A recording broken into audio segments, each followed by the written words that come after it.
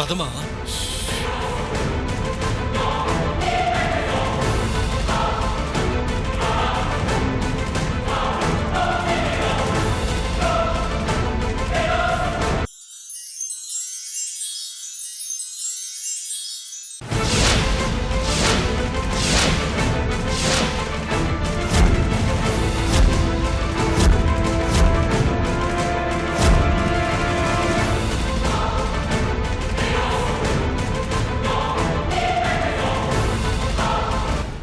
Sir పదమా.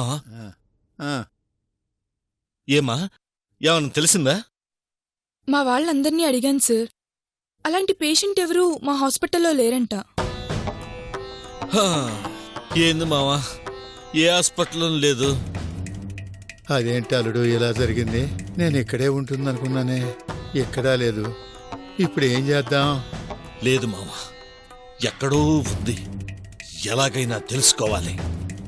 పద వెళ్దాం. అదా తప్పేదేముంది?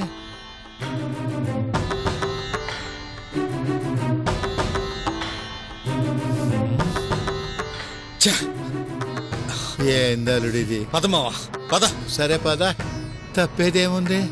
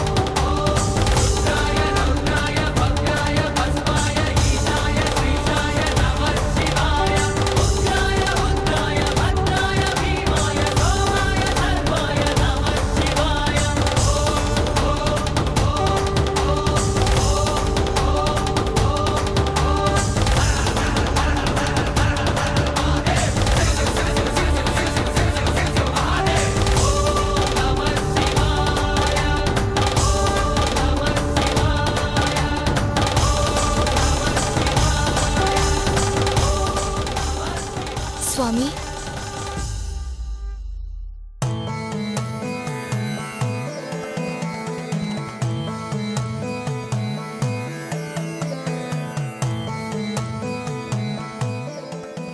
ఏమిటి తల్లి, ఇరువురి మొహంలో ఆ ఆందోళన ఎందుకు? మేము ఎంతో అభిమానించే మా వదిన మా కళ్ళెదురుగానే నీళ్లలో పడిపోయింది. అందరూ చనిపోయింది అంటున్నారు. మా మనసుకు మాత్రం మా వదిన బ్రతికే ఉంది అనిపిస్తుంది. మా సావిత్రి గురించి తమరికి తెలియందేముంది? బంగారం లాంటి పిల్ల ఏ అచ్చటా ముచ్చటా తీరకుండానే అన్యాయమైపోయిందా అని మా బాధ. మనిషి కనిపించడం లేదు. చనిపోయింది అంటే కనీసం శవమైనా దొరకాలి కదా, అది లేదు. చనిపోయిందో బ్రతికుందో అర్థం కాక అల్లాడిపోతున్నాం స్వామి. మీ మాట మీద మాకు నమ్మకం ఉంది. చెప్పండి స్వామి, మా సావిత్రి బతికుందా లేదా?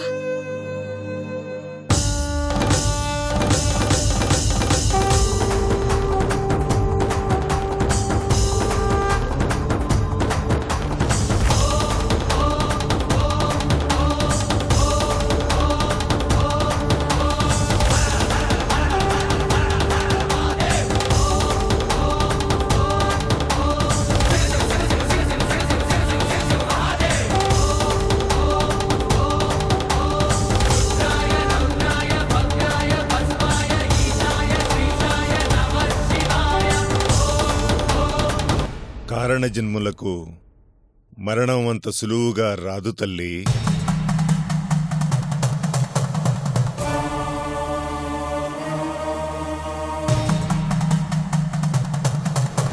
అంటే అంటే మా వదిన చనిపోలేదు తల్లి.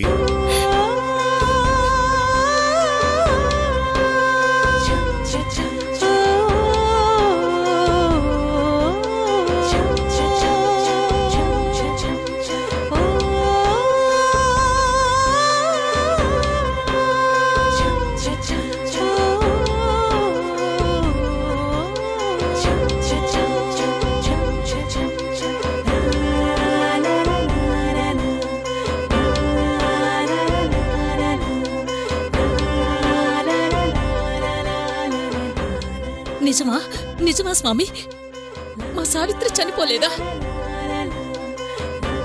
నందిని నీ నమ్మకమే గెలిచిందమ్మా.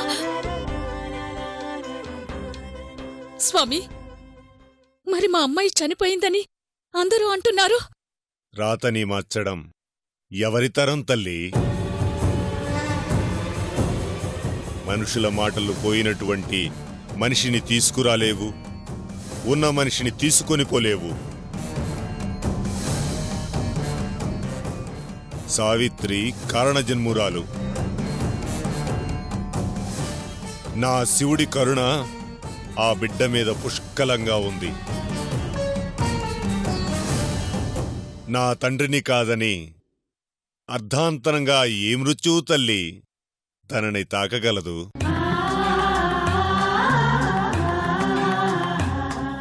చనిపోయింది అన్నది వాళ్ళ భ్రమ.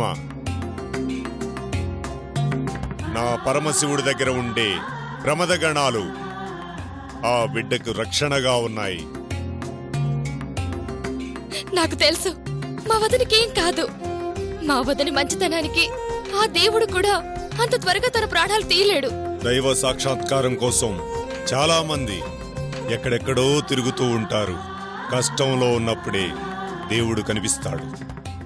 నీ కష్టానికి నువ్వు ఊహించని మనిషొచ్చి సహాయం చేస్తాడే, వాడే దేవుడు. భగవంతుడా అని పిలవగానే ఏదో ఒక రూపంలో భగవంతుడు వచ్చిపోతాడు. ఆయన వచ్చాడు అనడానికి తీరిన నీ కష్టమే సాక్ష్యం. నీ కష్టం తీర్చడానికి వచ్చిన మనిషి రూపమే ఆ దైవ సాక్షాత్కారం. చావు అందరికీ వస్తుంది, కాని మంచివాళ్ల దగ్గరికి రావడానికి భయపడుతుంది. కారణం ఆ మంచివాళ్ల వలన కావలసిన కార్యాలు పూర్తి కాకుండా మృత్యువు కబళించాలని చూస్తే భగవంతుడు ఆగ్రహిస్తాడు. అందుకే మంచివాళ్ల దగ్గరికి మృత్యువు అంత త్వరగా రాలేదు. మా వదిన బ్రతికుంది అని చాలా మంచి మాట చెప్పారు. మా వదిన ఎక్కడుంది స్వామి? ఎలా ఉంది? ఒక మహత్కార్యాన్ని పూర్తి చేయాలనే సంకల్పంతో ఉంది తల్లి. ఎక్కడుందో చెప్పండి స్వామి, వెళ్ళి ఇంటికి తీసుకొచ్చుకుంటాం. తన ఉనికి కోసం మీరే కాదు, చాలా శక్తులు ప్రయత్నిస్తున్నాయి. కానీ తనెక్కడుందో తెలుసుకోవడం అసాధ్యం. అంటే మా వదిన మాకు కనిపించదా? కనిపిస్తుంది. తను సంకల్పించిన కార్యం పూర్తయ్యాక తప్పకుండా కనిపిస్తుంది. లేదు స్వామి, మా వదిని నేను చూడాలి. ప్రయత్నించు. తనంతట తానుగా వచ్చే వరకు అయిన వాళ్ళకు కూడా పరాయిదానిలా కనిపిస్తుంది. అదేంటి స్వామి? అదంతా ఆయన లీలమ్మా. నీ ప్రశ్నకి సమాధానం చెప్పగలిగేది ఆయనే. శుభం భూయాత్.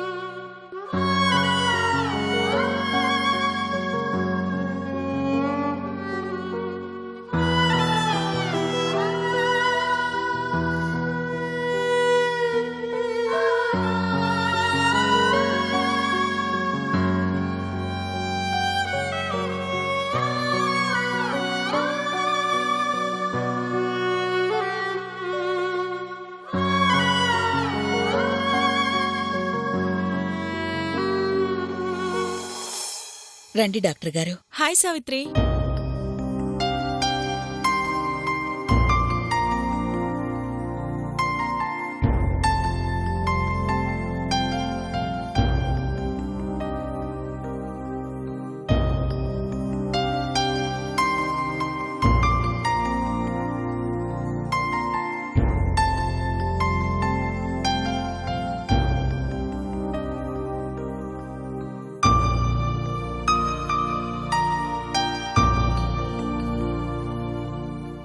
అంతా నార్మల్గానే ఉంది.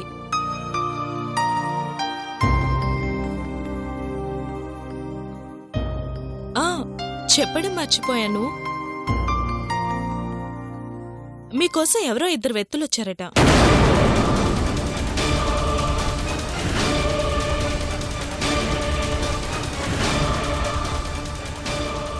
ఎవరమ్మా? ఎవరు వాళ్ళు? ఎవరనేది తెలీదు కానీ 2 వచ్చారు. ఒక పెద్ద ఆయన, మధ్య వయసు ఆయన, 2 వచ్చారట. వాళ్ళెలా ఉన్నారండి? 2 పంచెలు కట్టుకునే ఉన్నారట.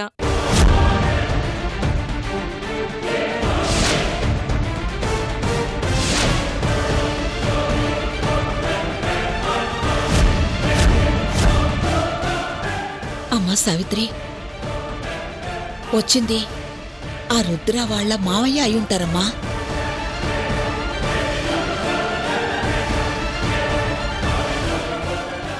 వాళ్ళెందుకు వచ్చుంటారు?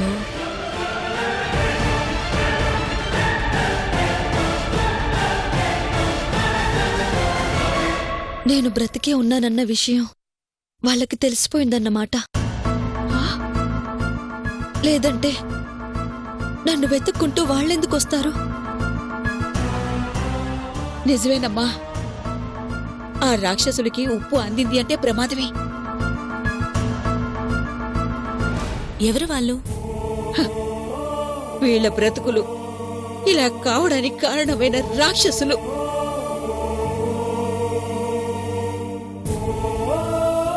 కుటుంబాన్ని చిన్న భిన్నం చేసింది చాలక ఇంకా మా సావిత్రిని వెతుకుతూ తిరుగుతున్నారంటే వాళ్ళ కంట పడితే చాలా ప్రమాదం. నా కోసం వెతుకుతూ తిరుగుతూ ఉన్నారంటే ఏదో కారణం ఉంది. వాళ్ళేం చేసినా అందులో స్వార్థమే ఉంటుంది. ప్లీజ్ డాక్టర్, వాళ్ళకి మాత్రం నా గురించి ఎట్టి పరిస్థితుల్లో తెలియకూడదు. అలాంటి ప్రమాదం ఏదో ఉంటుందని నీ గురించి ఎవరడిగినా అలాంటి వాళ్ళు ఎవరూ లేరని చెప్పమన్నాను. నా గురించి ఇప్పుడే ఎవ్వరికీ తెలియకూడదు డాక్టర్. నా కష్టాలకి కారణం తెలుసుకోవాలి. నన్ను చంపేంత కసాయితనం నా భర్తకి ఎలా వచ్చిందో తెలుసుకోవాలి. నా కుటుంబం అంతా కలిసి సంతోషంగా ఉండేలా చేయాలి. అప్పటి వరకు సావిత్రి ఏమైందో ఎవ్వరికీ తెలియకూడదు. ఎవరికీ తెలియనివ్వనని నాకు మాటివ్వండి డాక్టర్. నీ బాధ నేను అర్థం చేసుకోగలను. కట్టుకున్న భర్తే ప్రాణాలు తీయాలని చూశాడంటే మాకు వినడానికే చాలా బాధగా ఉంది. అలాంటిది మీకెలా ఉంటుందో మేము అర్థం చేసుకోగలం. నీ ప్రయత్నానికి నేను చేయగల సహాయం చేస్తాను. నీ గురించి నా తరపున ఎవరికి తెలియకుండా జాగ్రత్త పడే బాధ్యత నాది.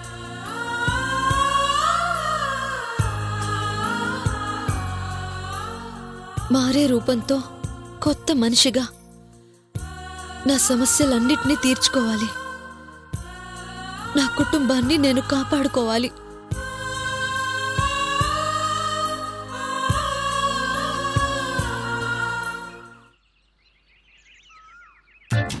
అమ్మా, అయ్యా, అమ్మా. వామ్మో వాయో, అమ్మా.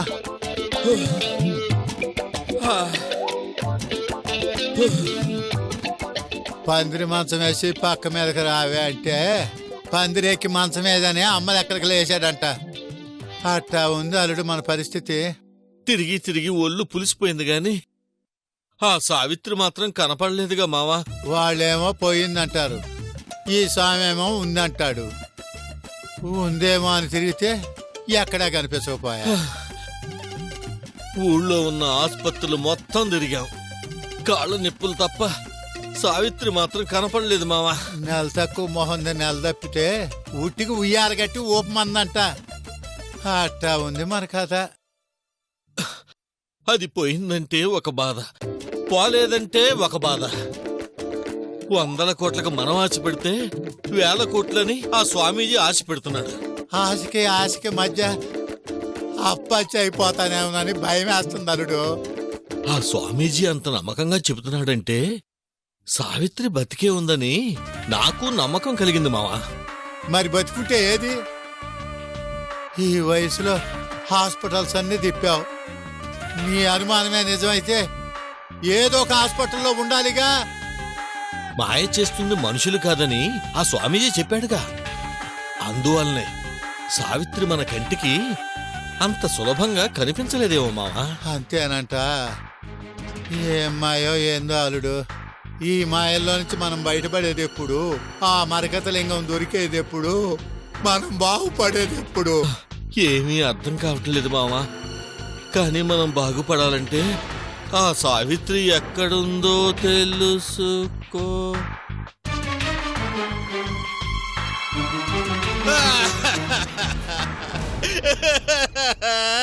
అమ్మా సావిత్రి, బంగారం లాంటి పిల్ల ఎట్ట అయిపోయింది మావా. బాబాయ్ బాబాయ్ అంటూ అభిమానంగా పిలిచే ఆ పిలుపు లేదు అంటే నేను తట్టుకోలేకపోతున్నాను మావా, తట్టుకోలేకపోతున్నాను. క్షణాల్లో ప్లేట్ జరిగేశావుగా. బాధ నీకేనాలుడు.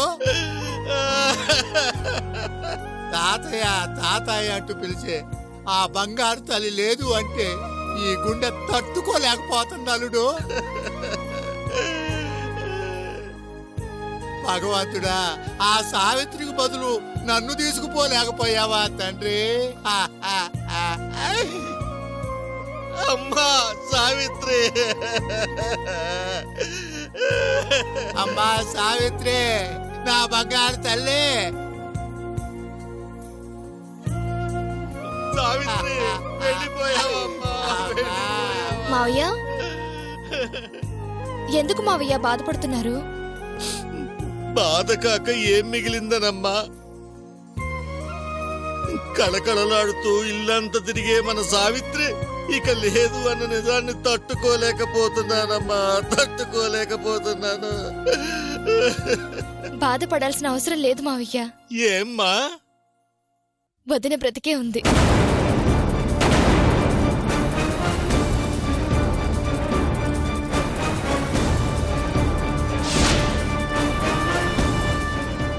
అవును మావయ్య, వదిన చనిపోలేదు. చనిపోయిందని అందరూ అంటుంటే చనిపోలేదని ఎలా చెప్తున్నావమ్మా? ఇప్పుడే స్వామీజీని కలిసొస్తున్నామండి. ఆయన సావిత్రి చనిపోలేదంటున్నారు. చనిపోకపోవటం ఏంటమ్మా? స్వామీజీ చెప్పారంటే ఖచ్చితంగా వదిన బ్రతికే ఉంటుంది. మనం వదిన గురించి బాధపడాల్సిన అవసరమే లేదు. సావిత్రి బ్రతికే ఉంది, ఒక గొప్ప కార్యం చేయబోతుందని చెప్పారండి.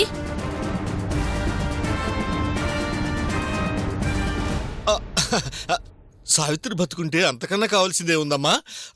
కానీ ఎక్కడుందో తెలుసుకునేది ఎలా? తెలుస్తుంది మావయ్య, త్వరలోనే తెలుస్తుంది. ఇంకా మనం వదిన చనిపోయిందని బాధపడాల్సిన అవసరం లేదు. కాకపోతే సావిత్రి ఎక్కడుందో ఏంటో తెలుసుకునే ప్రయత్నం మనం చేయాలి. చెప్పారుగా, సావిత్రి ఎక్కడున్నా వెతికి పట్టుకునే బాధ్యత నాది. సరేనా? ప్రయత్నించండి మావయ్య, తప్పకుండా దొరుకుతుంది. సావిత్రి ప్రాణంతో ఉందని తెలిసాక మనసు కాస్త ప్రశాంతంగా ఉందండి. నీకే కాదు కామాక్షి, మాకు కూడా ఎంతో ప్రశాంతంగా ఉంటుంది. ఏమంటావమ్మా? మరే వెళ్ళండమ్మా, మీరు వెళ్ళండి. మిగిలిందంతా మేము చూసుకుంటాం. సరేనా?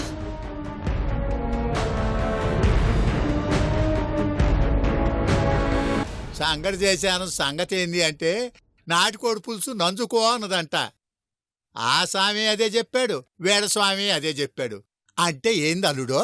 హ, ఇంకేముంది మావా, సావిత్రి చనిపోలేదన్నది కన్ఫామ్. ఆ అది బ్రతికే ఉంది కాబట్టి ఆ మరకతలింగాన్ని సాధించటం కన్ఫామ్. ఇప్పుడు మనం చెయ్యాల్సిందే ఎలాగైనా కష్టపడి ఆ సావిత్రి ఎక్కడుందో తెలుసుకోవటమే.